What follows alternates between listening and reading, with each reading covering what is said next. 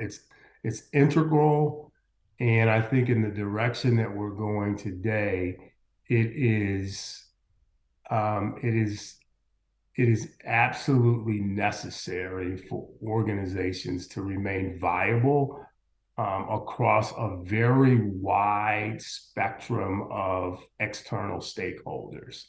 And especially as it relates to what we're talking about today, and that's inclusion. And now what we talk about is representation matters. I know that I specifically have an example with a previous employer where once I ended up in the role that I was in, I had someone at one of our remote locations simply walk up to me and say that, literally said, "We're proud of you." Hi everyone, welcome back to the All Inclusive podcast. On today's episode, I'm joined by Victor Patterson. We discuss the role of career development and growth in creating an inclusive and equitable workplace. Additionally, we delve into the transformative evolution of employee resource groups and how organisations can harness their power to drive business success.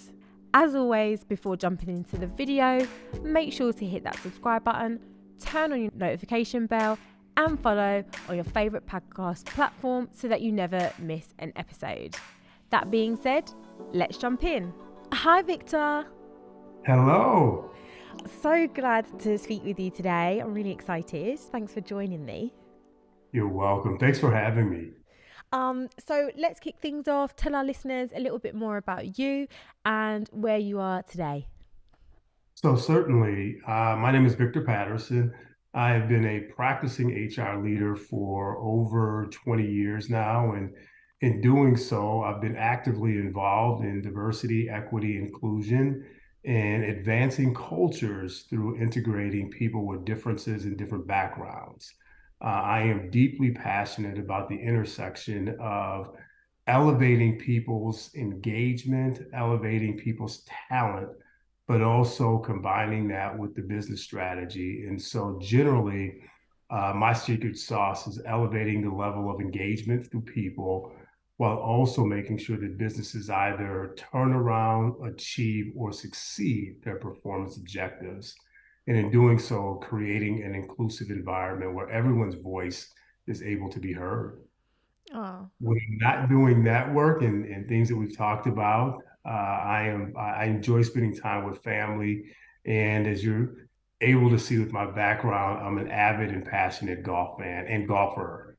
lovely. I mean, for those who aren't watching, Victor is sitting behind a beautiful greener than green golf course, and you can see the bright blue, clear, crystal clear ocean through the treetops in the back, in the far back. It looks amazing. It's magnificent. I'm actually jealous. It does make me want to actually go golfing, and I don't golf.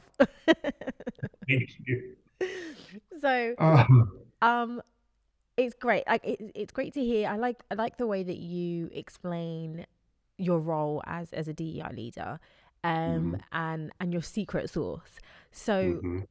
we know that DEI is kind of a moral imperative. Like that's something that we hear very often. It's just the right thing to do.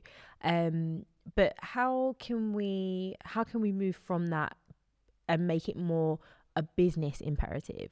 What do you think we need to do? What needs to happen?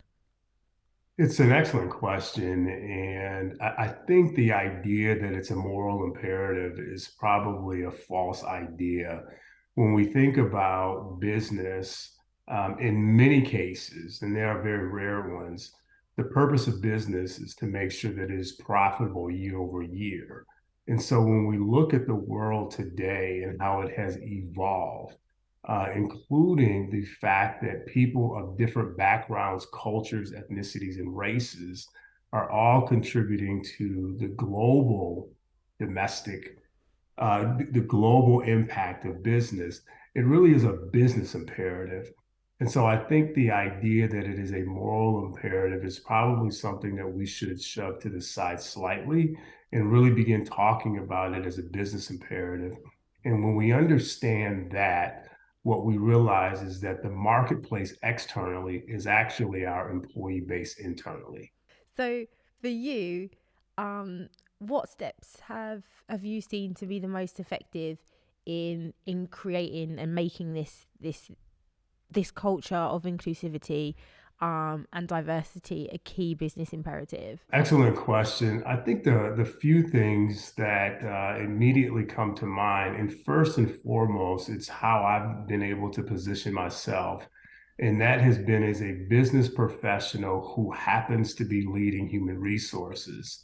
And so, understanding the language of business and being able to collaborate with those individuals who are primarily responsible for moving those functional areas of the business units along, that's given me the credibility to have conversations with them about what's symmetrical on the business side, but maybe asymmetrical in relative to people.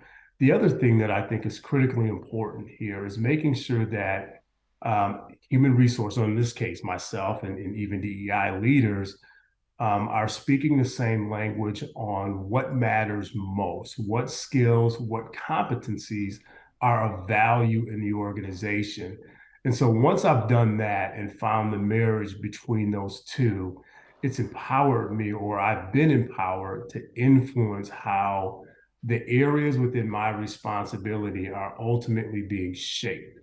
And I talk about the impact of inclusion as a byproduct and partner to diversity as a business imperative. And so when I'm in those conversations around people, if we're not representative and reflective, if we have a homogenous perspective versus one that is far more diverse, then I've been able to really move and shake the chess pieces, if you will. And ultimately, at the end of the day, whether that's a quarter, halfway through the year, or annually, I've been able to impact the way our organizations look aesthetically, but also the performance impact of that change or that influence is not debatable. It's clearly evidenced. What's one of the challenges that you face? Because I mean, you explain it and it sounds so simple, and not to say that it is kind of plain sailing. Because I know there definitely was challenges. So I'm curious for you, how did you reach that point where you're able to get success? It's interesting. For as far back as I can recall, I've never imposed DEI as a imperative program. And what I've found through the roles, levels of leadership that I've had is that there's a great deal of angst when DEI is viewed as a program and it's nudged against those who may view the initiative as being exclusive to them. So again, when we talk about what is the common language of that relationship, that moment in time, which is really advancing the business forward, I think probably the foundation to my success has been earning the credibility and the right to have a conversations with people that don't look like me or may feel a bit of angst because DEI is often talked about as a program.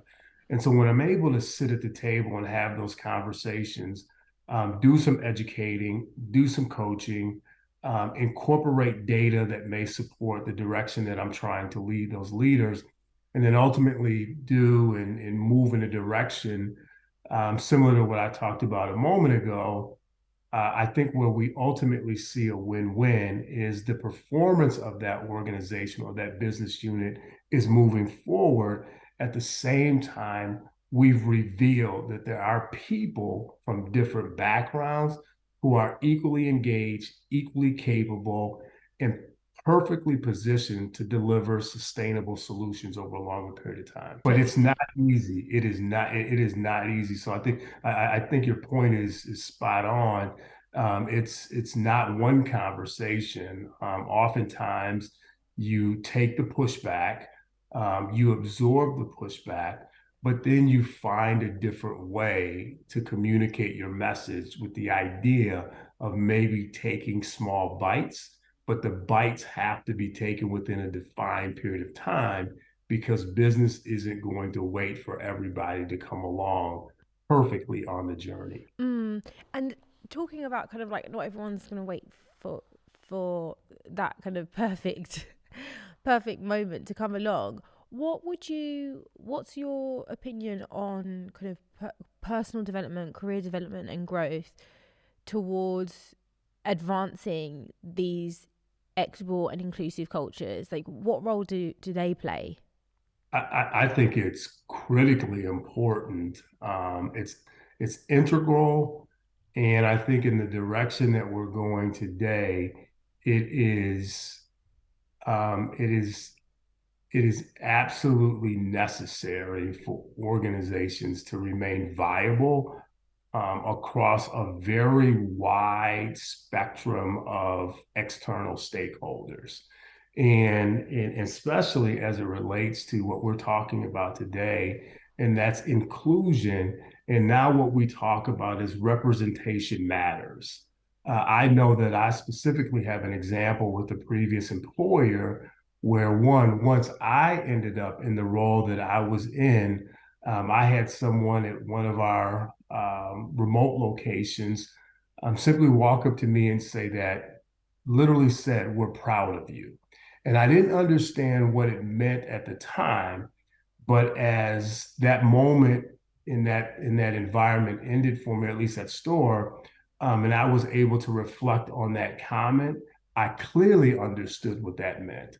And as I was able to make some of the adjustments from a leadership standpoint that I did, I also saw an interest from those below become more and more interested in being promoted, being a part of the business that we were in. And so I think that the career development, um, providing people with experiential opportunities, when you have these unique exposure opportunities where individuals are pulled aside to really solve a unique opportunity. We need to make sure that those are diverse and representative of a broader stakeholder and a marketplace as well. All of this factors into talent growth, career development, and ultimately succession planning. And so succession planning is critical in this area, in that it literally is the step in the stair ladder to making sure that you have a diverse and representative pipeline of talent for a period that in many cases should far exceed some of us that are in those leadership positions. So would you say that succession planning is something that it's a key component when you're building out any form of like business strategy with especially with DEI with really any particular when you're looking at growing your business and being successful? Yeah, I do. I think that succession planning, as part of a broader and very intentional HR strategy, is critically important. And that, in many cases, starts with your talent acquisition strategy. And once you're inside, then it really reverts to your talent management strategy. And talent management and succession planning should be one in the same, or at least locked at the hip, if you will.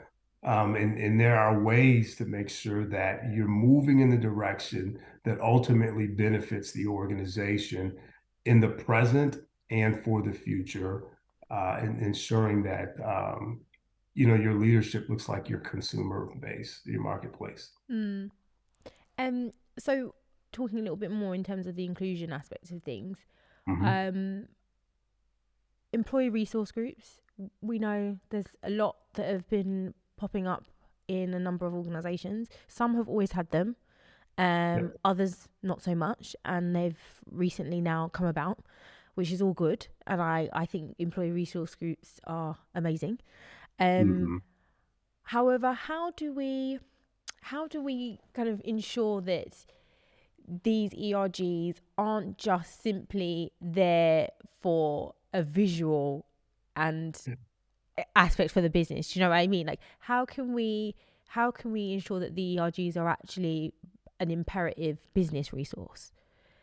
It's a really, really, really good question. And I think in part of your statement, we know that today that there are organizations that have had the presence of these groups long enough that they started as employee resource groups and have matured to business resource groups.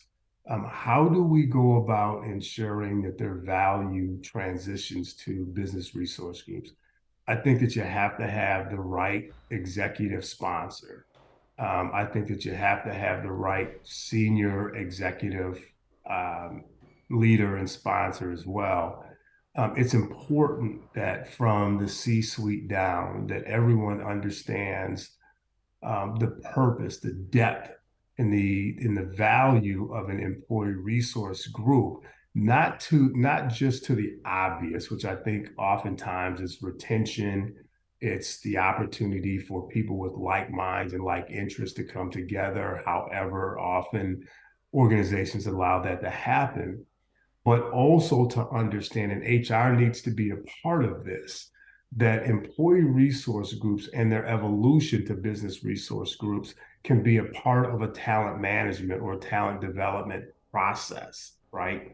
And so part of that is making sure that their understanding of business and the environment is growing as a group.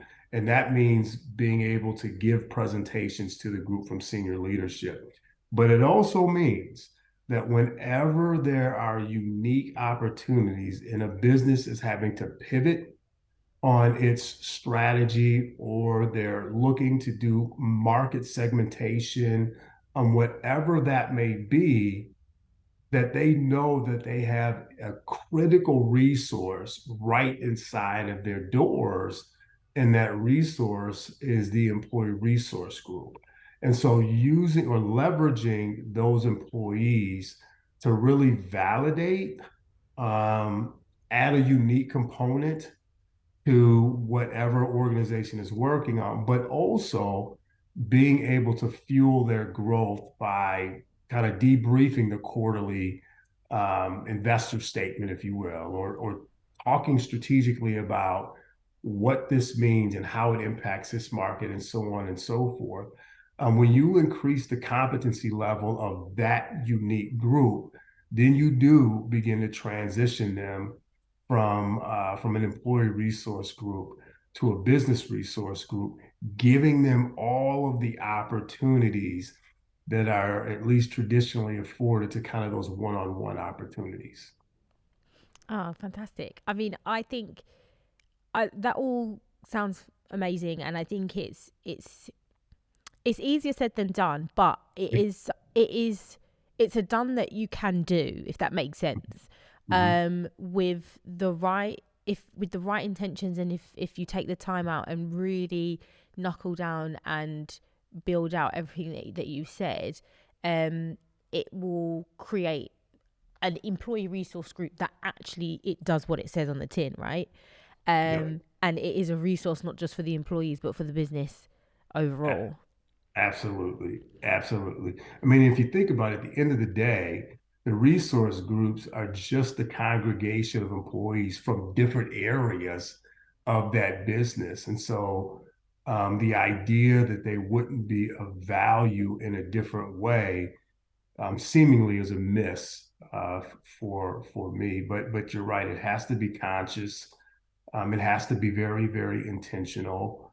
It has to be purposeful, and it has to be consistent. Oh, great. Well, what would you say is some of the, because I mean, HR HR partners and DEI leaders, it's a lot to do for one department, and we know that DEI is Mhm. always very closely linked to HR. And but what would you say are really key or top three companies that you've partnered with that has helped enable you to create and reach your DEI goals? Yeah, that's a really, really good question. And one of my answers is going to be very unique in that Oh, it I like is, unique.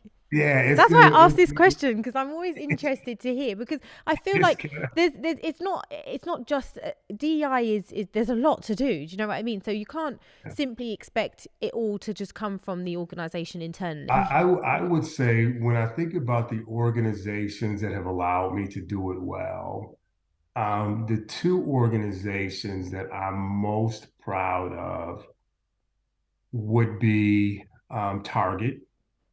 Target was deeply, deeply intentional. And for as much as that started at its headquarters, the work that was done, and I was part of it in the field and obviously in the Target store locations to make sure that we truly were representative of the customers that were paying for products that we were selling. That was amazing, and I tip my hat to leadership. I tip my hat to my business partners because this occurred at a period of transition when it was really about diversity, and I don't think equity and inclusion were a part of the letters there. So it was an education, but there was an intentionality, an expectation, a way to talk about progress in the form of measurement. And ultimately, we saw the results quite often. So I would say Target. The other organization that I would leverage is Home Depot, and specifically my time being in the field. And again, my business partners were amazing because what we did is we talked as much about how our business was succeeding or it wasn't. And then there came a point in time where we really talked about people. And as I talked about earlier, the need to educate beyond the comfort level, those and we talked you talked mentioned it earlier how it wasn't easy, and it wasn't. They were deeply uncomfortable. They were certainly A type personalities. They were very tenured in their role, and they were open and sometimes unpolished in how they communicated their disdain or disagreement. But ultimately, over time, there were people that the succession planning pipeline just grew and grew, and the business ultimately succeeded. And I think through that, there was a cultural competence increase for those individuals who were early on so adamant about pushing against what we were trying to do. Mm. So I think those would be the two companies. The unique answer to that would be I served as president of the Twin Cities, Minneapolis, St. Paul chapter of the National Black MBA for a period when I lived in Minnesota.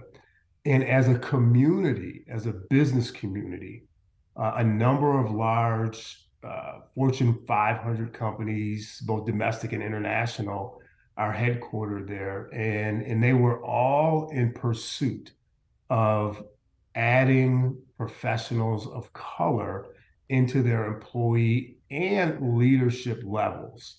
And so I was kind of at the center of what their strategy was and helping validate that the Twin Cities community would be one where they could thrive professionally and personally. And so to see those organizations rally around one chapter and could be viewed as a community employee resource group and leverage what we had to ultimately add vitality and strength and everything good about diversity to their employee ranks was another phenomenal opportunity. And there were corporations that would say, Victor, can you take this person to lunch or can you take their family to dinner? And we'll support that. But can you talk to them about what it's like living here? Because we think that we've sold them on the organization. So that collaboration and partnership was a unique one that allowed a number of corporations, quite honestly, to add to their ranks. people, qualified professionals of color to the Twin Cities. Oh, lovely. No, I think that all everything you just said is amazing. I mean, I don't live in the US, so we don't have a Target, we don't have a Home Depot. But we do have similar stores. Um Mm-hmm.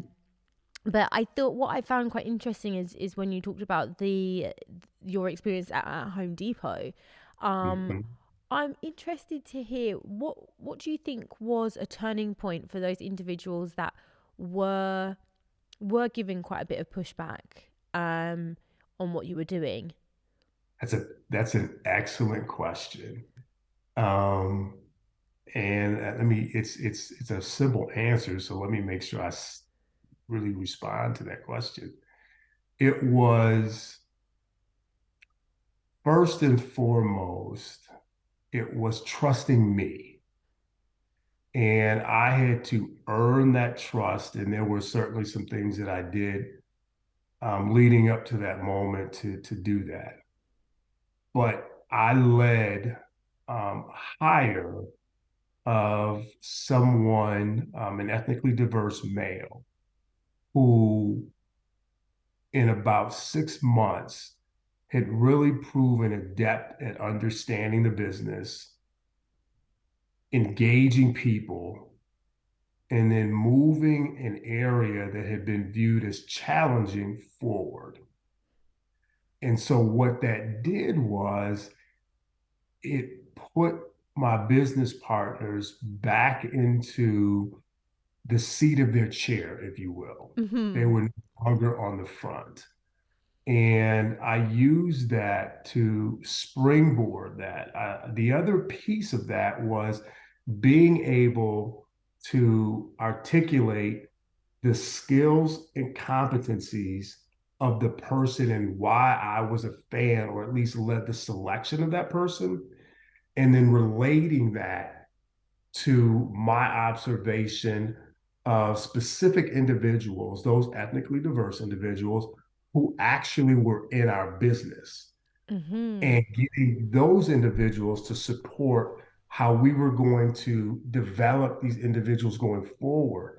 And so when we started traveling together, or we would travel separately, they were now seeing what was the common language of talent and growth.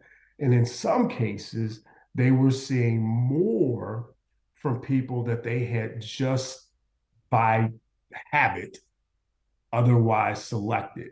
And so that really became the platform, along with me collaborating with them, right? And realizing that we're moving in the same direction, that ultimately allowed us to go from kind of a succession plan that was less than 5% diverse to a succession plan that was 28% diverse. And that included women as well. So I think that was it. There's certainly other things, but the common language around skills, competencies, and performance, and that it didn't have to look the way it had always looked to those individuals, really began to break the ice, if you will.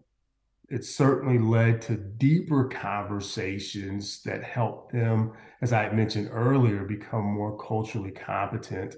And in that case, at the end of the day, the end goal was to be successful in the operating plan and the business strategy, but we had groups of people that were equally capable of doing that, that didn't look like yesterday's group, if you will. That sounds amazing. Thank you for sharing that example a little bit there because I think for me, what I take away from that is that if you're able to present a success that's in a different packaging, Yep. it's it's easier for people to then be able to explain and understand where you're coming from in terms of the way that we're working needs to change and this is why it's going to be a good thing for us. Mhm. And being able to present them with somebody who has been successful with the skills and competencies that you can then kind of see, well, this person, look how successful he has become. These are the things, that the skills and competence he has. These other individuals that are already working for us have those skills and competencies.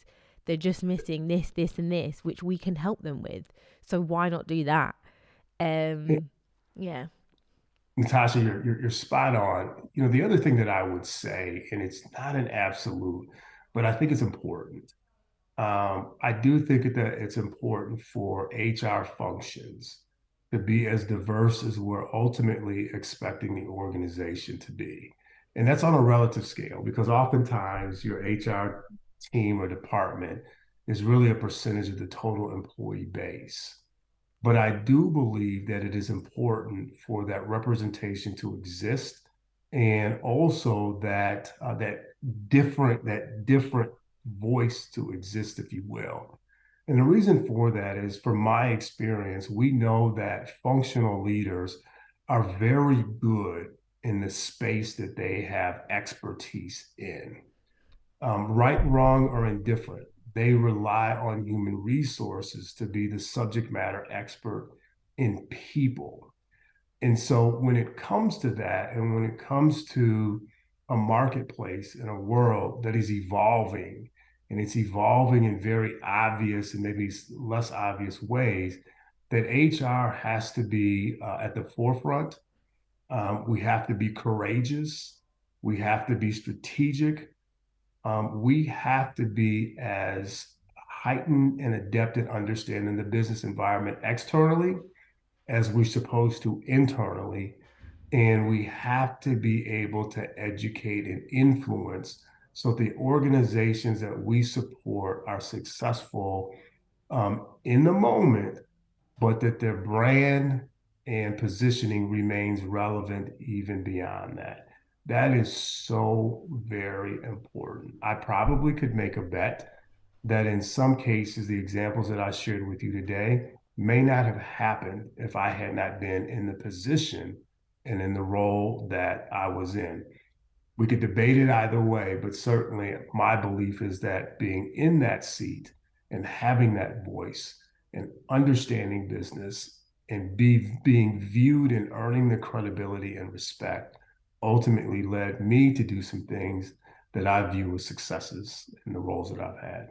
Oh, lovely. And I think it goes to show that it makes all the difference having the right voices in the room and having different voices in the room, because you're able to find a lot more solutions that way, I think. And I agree. I think we know that HR, whilst we talk about HR and DEI, it's kind of them being hand in hand. It's another thing. It's another whole nother discussion in talking about the diversity of HR in itself. But it's important that there is, and there are leaders like yourself that are in the room that have earned the credibility to be able to speak on these matters, and can then help to create the much needed change, which is going to be better for everyone, and it will create a working environment that everyone can feel like they can thrive in. Looking forward, I know I've asked you to talk about going back, you reviewing back. So I'm interested for you going, when you look about the future with DEI. What do you hope for? What improvements would you like to see? I would like to see that in the area, I talk about functional leaders, whether it's your marketing, your finance, your supply chain, whatever, your legal, whatever those functional areas are. I would like to see leadership have a baseline awareness and cultural competency such that when they are in collaboration with the DEI department, or when they are in collaboration with human resources, and they're ultimately finalizing their 3-year strategy and really syncing their operational plans year over year, that they are incorporating the need, the understanding, the commitment to create an inclusive organization and not solely relying on HR to be a part of that. And so I'm hopeful, but that's the change that I would like to see. Um, I would also like to make sure, what I would also like to see, that we continue to progress and have representation, not just for purposes of that, but for purposes of delivering value. And that is the common language of business. And so that we're able to articulate the work that we did over here created this type of value over there. And it could be external, it could be tangible to a scorecard, it could be retaining the workforce. There are so many ways that diversity adds vitality and value to this thing that we call business. I want to see it talked about in that way and not viewed as a program that creates angst and anxiety and disdain in some cases. Mm. Oh, well, thank you so much, Victor. This conversation's been so lovely. Um, Thank Thanks for all your insights today. I've really enjoyed it. For anyone who is listening, if they want to reach out, connect with you, how can they do that? Yeah, certainly. I'm on LinkedIn. I think it's Victor Patterson, MBA, and that's probably the best way. I know that you have such a following through LinkedIn, and I just want to commend you for the work that you're doing, Natasha. This is amazing. You're certainly reaching across the pond as we know it, and it's a global voice. It's a global platform that you're creating, and everybody will benefit from doing just a little bit more, being conscious and intentional about it. So thank you for your leadership and your inspiration as well, and giving me the opportunity to visit with you and your listeners today. Oh, so lovely. Thank you so much, Victor. No, I really appreciate that. That makes me emotional. Um this is why I do this work. Honestly, like yeah, I created the podcast for this very reason, is to bring leaders like yourself on the show and showcase and share your insights and also your journey and perspectives, because it is important. I think we need to have more and more conversations like this. And Mhm. we it also, hopefully listening to this helps give others the power, that extra push to keep on going, because it's a lot to Correct. do. And I Correct. think the more and more you listen to more people that are talking about what they're doing, makes you feel that actually you can continue doing it too. Correct. Correct. Great. Excellent. Well, I wish you all the best in the future, Victor, and I look forward to speaking to you again soon. Likewise. Look forward to it myself. Thank you.